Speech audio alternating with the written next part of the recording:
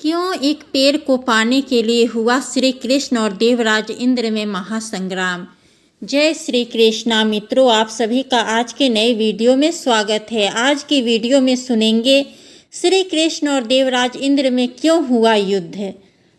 भगवान श्री कृष्ण की अपार महिमा को कौन नहीं जानता, जिन्होंने द्वापर युग में अवतार धारण कर अनेकों असुरों तथा अधर्मी राजाओं का संहार करके पृथ्वी का भार हल्का किया था। इसी प्रकार धर्मात्माओं में देवराज इंद्र भी गणमान्य हैं तथा स्वर्गलोक के अधिपति हैं। स्वर्गलोक के सभी वासी देव, गंधर्व, अप्सरा तथा वहाँ के सभी सुख सदा देवराज इंद्र के अधीन रहते हैं। देवराज इंद्र के पुत्र अर्जुन तो श्री कृष्ण के घनिष्ठ सखा ही हैं। फिर भी ऐसा क्या कारण था जिसके कारण भगवान श्री कृष्ण और देवराज इंद्र के बीच भयंकर युद्ध हुआ था। आइए जानते हैं। प्रयाग ज्योतिषपुर में एक परम शक्तिशाली असुर राज्य करता था, जिसका नाम था नरकासुर। वह असुर भूमि देवी का पुत्र था, जिसके कारण उसे भौमासुर भी कहा जाता था। उस महाबलशाली असुर ने देवताओं को भी परास्त कर दिया था एवं इंद्र की माता अदिति के कुंडल, वरुण देव का छत्र तथा देवताओं के मणि पर्वत को बलपूर्वक हरण कर ले गया था। उसने अनेकों अप्सराओं, ऋषि पुत्रियों तथा राजकुमारियों का हरण करके अपनी राजधानी में बंदी बना रखा था। उसकी वह प्राज्ञ ज्योतिषपुर नामक नगरी अनेकों बलवान दानवों द्वारा रक्षित होने के कारण अभेद थी। कोई भी बिना नरकासुर की इच्छा के वहां प्रवेश नहीं कर सकता था। नरकासुर द्वारा अपनी पराजय एवं देव माता अदिति के कुंडल छीन के ले जाने से घोर अपमान को देवराज इंद्र सहन नहीं कर सके तथा भगवान श्री कृष्ण की सहायता मांगने द्वारिकापुरी आए। भगवान श्री कृष्ण ने उसकी प्रार्थना सुनकर अपनी पत्नी सत्यभामा के साथ लेकर अपने वाहन पक्षीराज गरुड़ पर आसीन हो प्रयाग ज्योतिषपुर के लिए प्रस्थान किया। नरकासुर के उस नगर के बाहर पहुंचकर श्री कृष्ण ने अपनी पत्नी सत्यभामा, जो युद्ध विद्या में पूर्ण पारंगत थी, की सहायता से सबसे पहले नगर के रक्षक मूर दैत्य और मूर के 6 पुत्रों ताम्र, अंतरिक्ष, श्रवण, वसु, नभ, वस्त्रान और असुर अरुण का वध किया। मूर दैत्य का संहार हो जाने के समाचार मिलने पर नरकासुर अपने अनेक सेनापतियों और दुष्ट असुरों की सेना के साथ युद्ध के लिए उनके अपने नगर में बाहर निकला। नरकासुर को स्त्री के हाथों मरने का श्राप था। इस कारण भगवान कृष्ण ने अपनी पत्नी सत्यभामा को सारथी बनाया और भीषण युद्ध में सत्यभामा की सहायता से श्री कृष्ण जी ने उस भयंकर देव विजयी नरकासुर का वध कर दिया और उसके एक पुत्र भगदत्त और अभय दान देकर उसका प्रयाग ज्योतिषपुर के राजा के रूप में राज तिलक किया।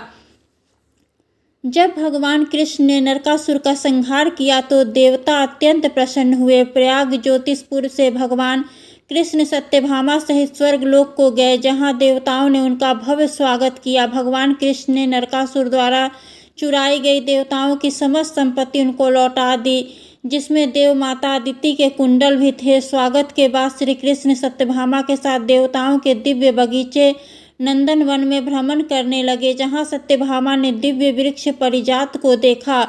परिजात एक परम विचित्र पेड़ है। शास्त्रों के अनुसार इसके पुष्पों की सुगंध निराली होती है तथा यह पेड़ इच्छानुसार छोटा तथा बड़ा हो जाता है। इसके नीचे बैठने तथा इसके पुष्पों को सूंघने से शरीर की समस्त वेदनाएं मिट जाती है और व्यक्ति स्वस्थ एवं प्रसन्नचित होकर चिर सौंदर्य को प्राप्त करता है। इसको मंदार तथा कोविदार भी कहा जाता है। इंद्र पत्नी सची से उस वृक्ष के अद्भुत गुणों को सुनकर कृष्ण पत्नी सत्यभामा उस वृक्ष पर आकृष्ट हो गई। इसके बाद स्वर्गलोक का भ्रमण करके श्री कृष्ण सत्यभामा द्वारिका वापस आ गए।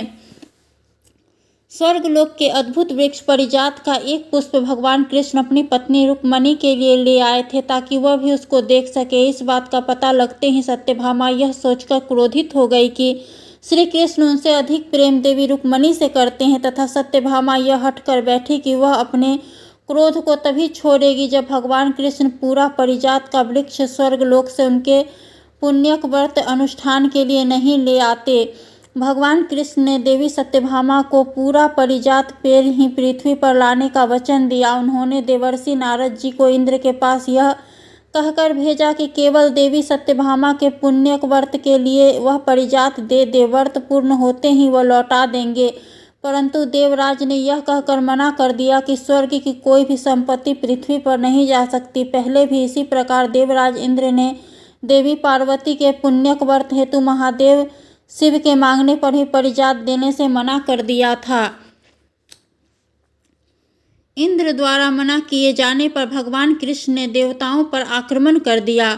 भगवान कृष्ण और इंद्र कृष्ण पुत्र प्रद्युम्न और इंद्र पुत्र जयंत, सात्विक और प्रवर तथा गरुड़ एरावत में भीषण युद्ध हुआ। जब दोनों ओर से भयंकर दिव्य शस्त्र चलते लगे और तीनों लोकों में हाहाकार छा गया, तब सृष्टिकर्ता ब्रह्मा जी और देवताओं की माता और पिता देव माता अदिति और महर्षि कश्यप ने उस युद्ध को रुकवाया तथा देवराज इंद्र ने भगवान कृष्ण को परिजात प्रदान किया, जिसे लेकर भगवान कृष्ण द्वारिका चले आए। इन कथाओं को अधिक से अधिक अपने प्रियजनों को सुनाकर आगे शेयर करके अधिक से अधिक धर्म प्रेमियों तक इन कथाओं को पहुंचाने में हमारा सहयोग करें। आपका बहुत बहुत धन्यवाद।